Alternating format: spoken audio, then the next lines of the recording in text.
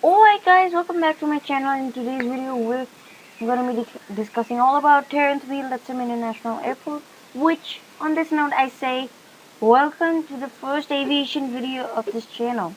Yeah, as you guys didn't know, I'm also an aviation enthusiast. I like airplanes a lot, and I can never mind.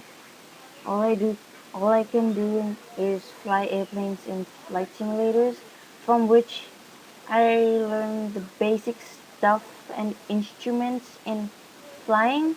Uh, but we'll get on to that later when I explain about the flight simulator that I use. So in this video, we're going to be taking a look at the aircraft that fly here at Terrance B, Lettsome International Airport, which I call TB Lettsome. Which is the world's smallest international airport. The, that's what I got on Google. So, the main point of this video is we're going to be looking at the world's smallest international airport. Its runway length, its traffic pattern, the aircraft that fly here, and what runway extension needs to accommodate every aircraft to have a greater traffic here or more routes onto this airport. First off, we're going to be taking a look at my favorite aircraft, which is the ATR 72. This one is the Aer Lingus regional livery, which kind of looks good on the ATR. This is my favorite plane, and as for what I tests I did in the flight simulator, it has a pretty powerful reverse thrust. That's pretty powerful engines. It can easily reach 313 knots as of what I did on the airplane flight simulator. It's got this. It doesn't have covering for the wheel of the back landing gear, so they were sticking out, but they'll not be covered. Okay, so oops, this is the ATR 42, another of my favorite airplanes. It's just a shorter version of the ATR 72. Uh, that's all the difference between the ATR 42 and 72. Actually, ATR 72 is longer and has pretty much like better capacity in terms of passengers, fuel, cargo. It's much better than the ATR 42, which is shorter. As you can see here, it's like visible. It's a visible difference in length.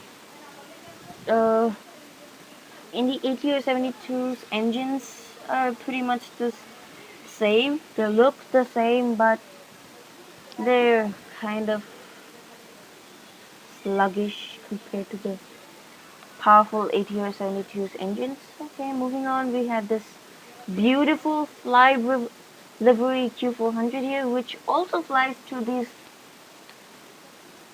very small airport.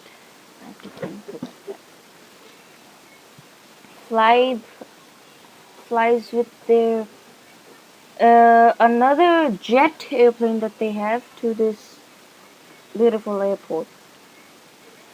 This because of the Q400 or Bombardier-8's small runway capabilities, it's been chosen by a lot of regional airlines, which it's pretty awesome. Like, it's good for the Bombardier. Okay, so comment down below how do I pronounce this, because I don't know if it's pronounced Flybe or Flybe. But let's get on to the next airplane, which is the Embraer ERJ 145. That's what I wrote in my script. But it's just the EJet 145, but I would ERJ EJet 145. It's an extended version. The ERJ 145 had their engines uh, over here near the horizontal stabilizers, just like the MD-80 did. But after a few tweaks, they shifted the engine to the lower wing or underwing section and added a rear door here, which saves time. Do you know how? Because passengers can exit through this door, this door, and that door. Moving on, we had the largest airplane that flies to this airport, the no, it's not an ATR. It's actually an EJet 195, also operated by Flight. And this is another beautiful livery.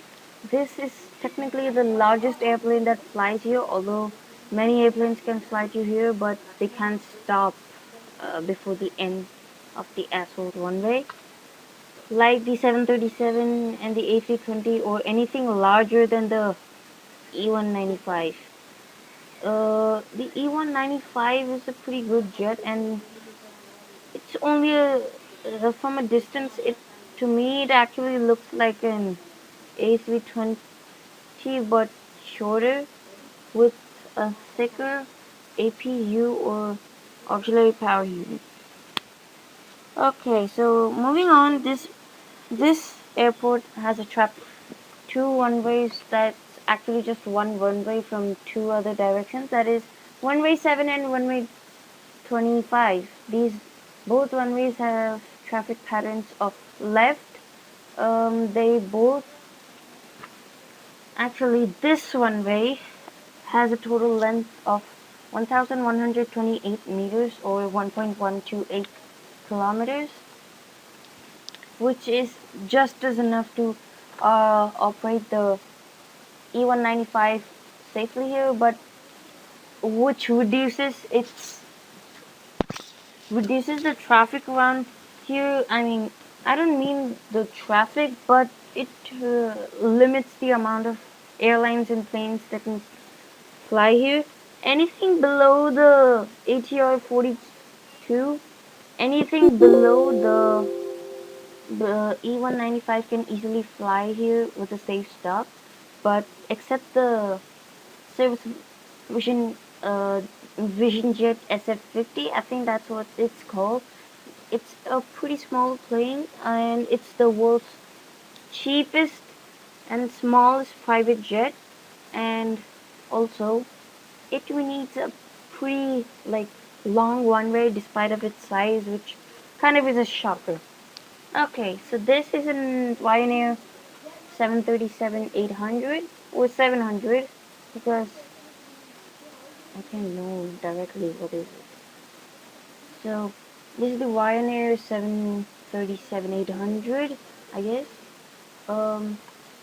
It needs 1,700 meters of runway, just like the A320 needs 1,700 meters of runway. Now, one-way extension from 1,128 meters to 1,700 meters will greatly increase the traffic and routes that are implemented on this airport, because budget airlines like Ryan and EasyJet, which use 737s and A320s only in the fleet, will have easy stops in this runway. Moving on, if they have 3,261 meters of runway, which typically means another huge asphalt runway extension, will be enough to accommodate any plane smaller than the let's see, the 747-8, which is a pretty nice topper. It's a variant of the 737, and it's the largest 747 around. It's also done a test, like it needs only 7,548 meters of runway, if actually sorry 7,540 feet of runway, if it if it is 84% of the maximum payload capacity, which is I forgot. Okay, so this I guess is that I think this is the end of the video. If you like what you see, then hit that subscribe button, click the notification bell, and comment on the airplane you like the most. Also, don't forget to like and share this video to your friends.